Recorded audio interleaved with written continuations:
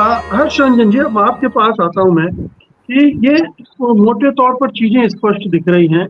केजरीवाल ने जिस तरह से कांग्रेस को रिप्लेस किया जहां भी गए हैं, चाहे वो दिल्ली हो चाहे पंजाब हो, गोवा में भी कोशिश की उन्होंने कांग्रेस को नुकसान करने की, बीजेपी को नुकसान पहुंचाने की नहीं। बीजेपी को उन्होंने कहीं कोई उस तरह से नुकसान नहीं पहुंचाया। तो क्या ये जो मॉडल है दिल्ली मॉडल, ये बीजेपी वहां भी उसी तरह से खेल कर रही है, प्रशांत किशोर भी उसी तरह से, या हो सकता है कि बीजेपी के मोहरे वो ना हो, लेकिन वो जो कुछ कर रहे हैं उससे नुकसान इंडिया गठबंधन का होना है, कांग्रेस का होना है। जो भी टारगेट कर रहे हैं वो इसी गठबंधन को टारगेट कर रहे हैं। देखिए मुकेश जी, अभी तक जो आपने अपने इंट्रो में बताया और जो हमारे पैनलिस्ट ने कहा, उसमें कोई भी ऐसी बात नहीं है जिससे आज इस विषय पर मेरी कोई असहमति हो। और आप जो कह रहे हैं कि हो सकता है कि वो बीजेपी के मोहरे ना हो, यहां मैं असहमत हूं। वो 100% बीजेपी के ही मोहरे हैं और लगातार इस्तेमाल हो रहे हैं। मैं ये क्यों कह रहा हूं, इसके पीछे किसी के बैकग्राउंड में जाना होगा। आप देखिए 2011 से उनकी यात्रा देखिए। 2011 में सबसे पहले उन्होंने बीजेपी को, नरेंद्र मोदी को सपोर्ट किया, उनकी एक तरीके से स्ट्रैटेजी बनाई गुजरात में जब वो मुख्यमंत्री थे, और तीसरी बार मुख्यमंत्री के पद पर उनको बिठाया।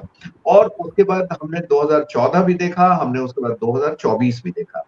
इस बीच में अगर उनकी आप जर्नी देखें पॉलिटिकल, तो उसमें जेडीयू के साथ भी गए, कांग्रेस के साथ भी गए, आम आदमी पार्टी को भी कभी उन्होंने सलाह दी, वाईएसआरसीपी को भी उन्होंने सलाह दी, डीएमको को भी दिया, और साथ में तृणमूल कांग्रेस के साथ भी रहे।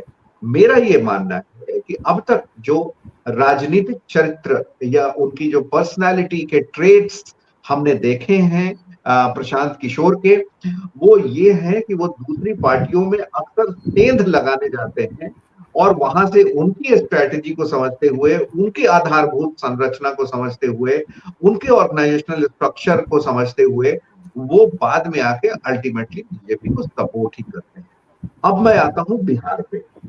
देखिए बिहार में जाहिर सी बात है कि बीजेपी जहां जहां किसी भी रीजनल पार्टी के साथ गठबंधन किया हो या उनके साथ सटे हो, 5 साल में, 10 साल में, 20 साल में वो पार्टियां खत्म हो गई हैं। और इसका ताजा उदाहरण आप देखिए, बीजू जनता दल जो ओडिशा में है, वो धीरे धीरे अब खत्म होने के कगार पर है।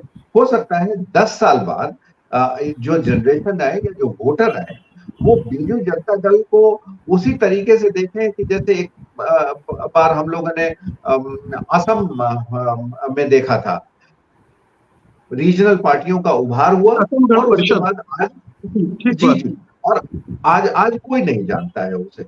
ये सिर्फ और सिर्फ बीजेपी के मोहरे के तौर पर काम कर रहे हैं, क्योंकि आपको पैरेलली जो चीजें डेवलप हो रही हैं बिहार में वो देखना होगा। मुख्यमंत्री नीतीश कुमार हैं, लेकिन आज के दौर में ये बड़ा सवाल उठ रहा है कि क्या वो मेंटली, मानसिक तौर पर फिट हैं। फिजिकली की बात मैं नहीं कर रहा हूं, फिजिकली आप नहीं भी होके आप सत्ता चला सकते हैं, लेकिन क्या आप मानसिक तौर पर फिट हैं।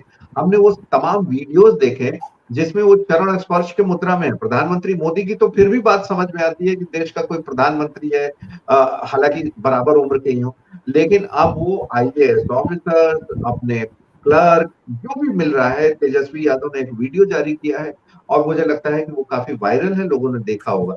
तो इस तरीके का आचरण अगर सत्ता में रहते हुए कोई बेबस और बिल्कुल लग रहा है कि वो आदेश देने की स्थिति में नहीं है, तो वहां वो खत्म हो रहे हैं।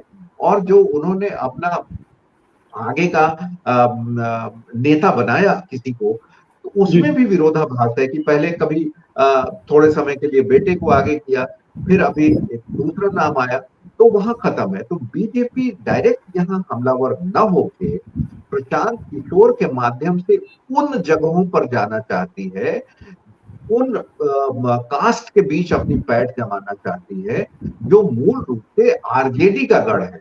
इसमें मुसलमान भी हैं, इसमें दलित भी हैं, और इसमें समाज का पीड़ित और शोषित हाशिए पर रहने वाला वर्ग भी है, जहां बीजेपी सीधे नहीं जा सकती है, तो उसने ये रास्ता चुना है। इसमें कहीं दो मत नहीं है। और दूसरी बात कि मैं आज ही बता दे रहा हूं आपको, इसकी प्रबल संभावना है कि चूंकि वहां जातिगत राजनीति है और प्रशांत किशोर ने अभी तक अपने नाम पांडे का जिक्र नहीं किया है, सासाराम के मूल रूप से रहने वाले, बाद में बक्सर शिफ्ट किया उन्होंने, तो हो सकता है कि आने वाले दिनों में ये मुद्दा भी उनका उठे, उनके ब्राह्मण होने का। और जो उन्होंने अभी घोषणा की कि 75 सीटें वो मुसलमानों को देंगे और 75 कैंडिडेट खड़ा करेंगे, ये सब उसी ओर इशारा है कि ये बीजेपी की न सिर्फ बी टीम है, बल्कि it is an open secret now कि वो उनके लिए काम कर रहे हैं। और इसका सीधा नुकसान आरजेडी को हो सकता है, महागठबंधन को हो सकता है, लेकिन जी राजनीति और लालू की पार्टी को भी आप ऐसा न समझे। मैं 90 में, 95 में और 2000 के चुनाव में उनके साथ बहुत एक पत्रकार के तौर पर नजदीक से मैंने काम किया, और मैंने देखा है कि जो बैठ है उसे आप लोकसभा चुनाव से बिल्कुल ना आंकें कि लोकसभा चुनाव में जनता ने जो फैसला दिया वही फैसला बिहार विधानसभा चुनाव में भी होगा, ऐसी मुझे जी कोई उम्मीद नहीं है। जी। जी।